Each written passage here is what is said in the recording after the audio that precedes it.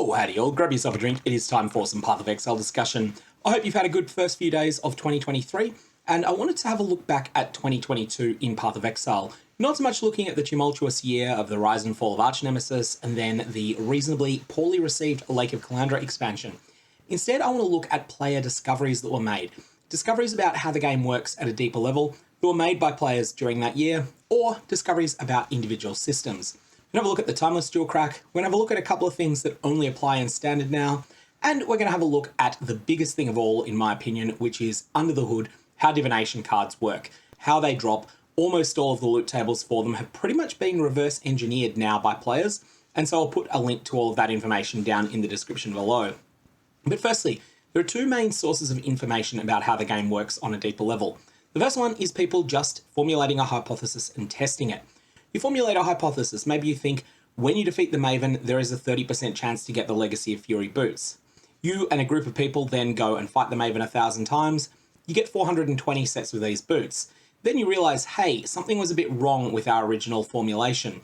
It's not 30%, maybe it's more like 40%. This is the empirical method for finding out information about the game. The other way is data mining, and you'll see an example of this here. This is a page on the website POE, which is called Game Constants. This is a whole bunch of information about things about how the game works under the hood. Most of this is just in the form of numbers with an associated title. For example, Ritual Constants, monster first revive less XP, 40. The way that I read this, and the way that I think it works, is that the first time a monster is revived in a ritual, when you kill it, you get 40% less XP than you would normally get. On subsequent kills, you get 20% less again. So this was something that I presume was added to the game in order to stop Ritual from getting completely out of control when it comes to XP. However, most interesting down here is probably the socket info game constants. Unfortunately, we don't have the same for link info, which is the thing people care more about. But if you're interested, you can find out here that the probability that an item level 50 or higher piece of armor that drops on the ground, body armor this is, has 6 sockets on it, has been determined through data mining to be 1 in 306. If you apply a jeweler's orb, it'll always change the number of sockets on an item. So for instance, if you start with 4 sockets on the item, you'll have a 1 in 276 chance for that to become a 6 socket item. And that's because everything adds up to 306 here, but getting the 30 weight option of 4 sockets is an invalid outcome, and therefore you will not get that, you'll get something else instead. We don't have the same information for linking, unfortunately, but this is something that was found through exploring the game files. And probably of more interest is the drop pool section of the Game Constants page. Again, link to this down below. It's fascinating to have a look through it. And a lot of the things that make this information more compelling to believe is the fact that some of it seems unbelievable, but then if you go and test it, you find out it's actually true. For example, heist contracts feel intuitively like they drop all the time. And if you'd ask me how many heist contracts drop for every 1 amulet that drops in the game, I might have thought, it's probably like 1 heist contract for every 5 amulets. It's actually 1 per 31. That doesn't seem intuitively right, but you can just go and test that and you'll find that it is approximately true. The next major discovery that was made in 2022 was a combination of this empirical testing and data mining. This was working out how divination cards work. Now, this is not the drop tables. This is where they're allowed to drop.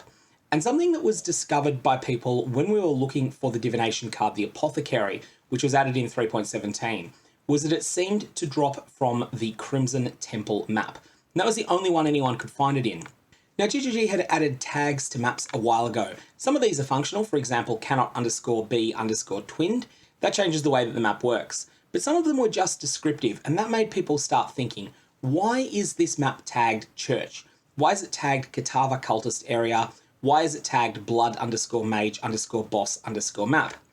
And what can we learn from this? Well, a correlation was noticed early on that all the maps that were dropping the Apothecary seemed to have a blood mage as their boss.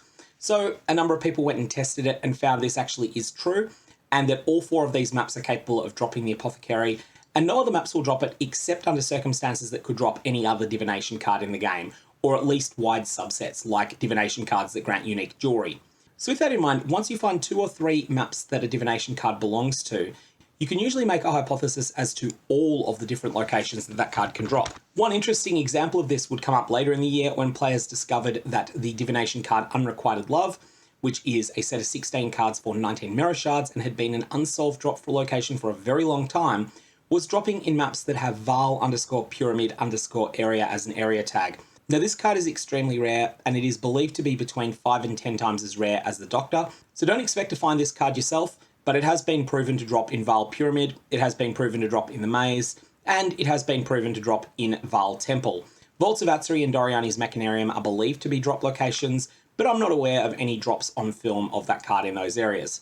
The team that updates POEwiki.net are on top of this, and every time a new Divination card comes out, they try to find out where it's likely to drop from, and then they update POEwiki.net once they're sure enough about the drop location that they feel that they can make an announcement. The next two major discoveries are ones that relate to things that are no longer in the core game. So these are things that you can only get in Standard League now, but they were quite interesting. The first one was the interaction between Kalandra's Ethereal Reflecting Mist and delve mods on rings that cause elemental conversion. For example, 10% of your physical damage is converted to lightning damage. What happens if you stick that into the Ethereal Reflecting Mist and it comes out as negative 23% of your physical damage is converted to lightning? The answer was that you got 23% more multiplier to the amount of physical damage that you were doing, as long as you didn't have physical to lightning conversion from other sources. And this ended up being a very strong scaling mechanic that only existed in the Kalandra League. The other thing that was league specific was a magnificent masterpiece of a post by Redditor the Diabetes King, who streams under the name Iron vs. Wolf, and he worked out all of the details of how Recombinators work in Sentinel League. This one I'll definitely put a link to down in the description below, because for those of you that play in Standard, this is still a very useful post. And if you don't play in Standard, but you occasionally just pop in to say hello or to see what items are available and things like that, and if you're not someone who has any sort of heavy play focus on Standard, sometimes it can be fun just to have these tools around, or alternately to trade them away to other players that will appreciate them more, and perhaps pick up a few items that you don't own in Standard in case you ever want them to test a build. For example, if you've got a whole bunch of Recombinators, maybe you can get yourself a Mage Blood for them. Maybe you don't have a direct use for a Mage Blood in Standard, but you just want to have one so that if you ever want to test out a build, then you can see what that build functions like with your Mage Blood equipped. So like I said, I'll put this link down in the description below for historic interest only for people who play temporary leagues, but for people who play in permanent leagues, this is probably the single most important post that was made on the Path of Exile subreddit in the last year. And something you might find interesting is that this was all figured out empirically. There was no data mining in this. This was just done by testing not just thousands, but tens and tens of thousands of Recombinators. And then we have one of the most important posts that was made on the Path of Exile subreddit for players who do play in temporary leagues. And this was the complete reverse engineering of how timeless jewels work. Now, timeless jewels essentially don't tell you what they do. They'll say something cryptic like bathed in the blood of 1,220 sacrifices carried out in the name of Javakwa. Well, all of the information as to what these jewels do was worked out. Well, these jewels use a fairly standard cryptographic function known as a Mersenne twister. You don't need to know all the details of this because people who do understand this have then gone and programmed all of how they work into Path of Building. Basically, if there is a timeless jewel that you see on the market, you can stick it into Path of Building and find out what it will do for your build. And you can also do a search where you ask Path of Building, recommend me suggestions for a timeless jewel that will be good for your build, and you'll be able to find that. And then you can go and search for them on trade. One thing that came out when these were finally cracked was that there was actually a group of players who had figured this code out much earlier and had kept it secret to themselves for 3 full years. During this period, they took advantage of the fact that GGG didn't provide any information to players on what these items actually did, and they generated their own tools to search on trade listings for genuinely good timeless jewels, which they would then buy and then resell at extraordinary markups in order to fund huge sums of currency in league after league after league. So yeah, basically, hiding information from players ends up enriching the few. That's what it was doing during the whole period from 3.7 until it finally came to an end sometime in the middle of last year. And then we get to the biggest piece of news of all in terms of player discoveries in Path. And this is the work that was done by player Poor Fishwife in reverse engineering essentially all of the details of how divination cards drop. Now, this information can't be data mined. Drop tables in this game are mostly hidden. There are exceptions. The drop pool section in POEDB is an exception to this, but overwhelmingly you cannot find this information inside the game files. It is something that is stored securely on GGG's servers, and they then assign whether or not you get a doctor from a monster or whether you instead get an armorer's scrap. However, this information can be reverse engineered in various ways. The testing method that Poor Fishwife used was to start with large samples of stacked decks. Now, we know with stacked decks that the odds are rigged slightly in your favor when you open them, but she went and compiled very, very, very large amounts of stacked decks that had been opened and consolidated all the information together in order to get a real sample during patch 3.18 Sentinel League of what sort of odds you might have if you opened 500,000 stacked decks. She was able to get a very, very large sample size by doing this. Next came one important hypothesis that did turn out to be true. This, if it hadn't turned out to be true, would have ruined the whole plan.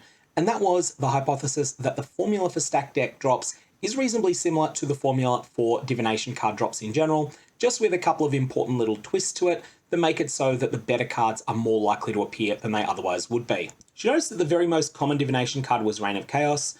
There were a number of others, the Lover, Loyalty, the Opulent, that were very, very common as well. So what she did was she started doing tests where she would make every single amulet drop show up in a loot filter. Now this would be anything that was not unique, so if it was normal, if it was magic, if it was rare, it would always show up and she would always loot every amulet that dropped. And at the same time, she would loot one of these high frequency cards.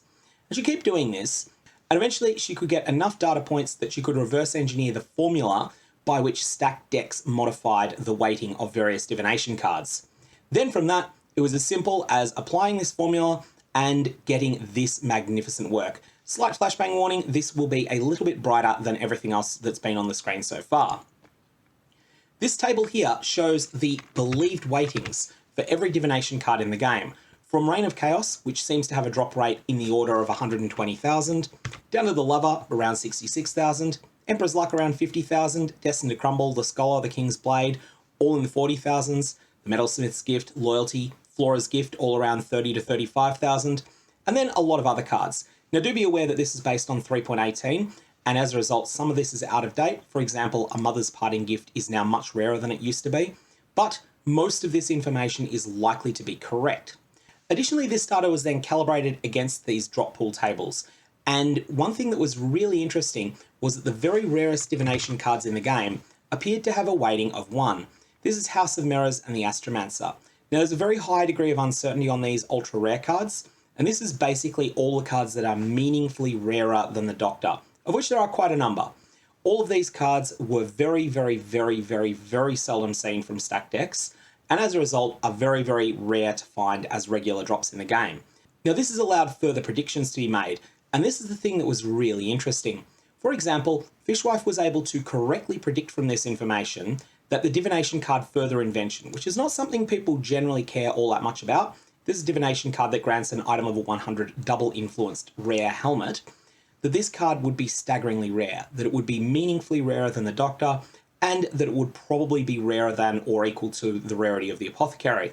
So this is a prediction that was made, and then a number of people have done extensive tests on the Foundry map, which does drop Further Invention, and have found that this appears to be true.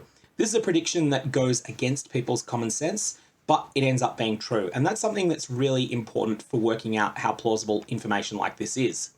Anyway, this information, which I'll put a link to down in the description below, is my pick of the biggest player discovery that was made during the year of 2022.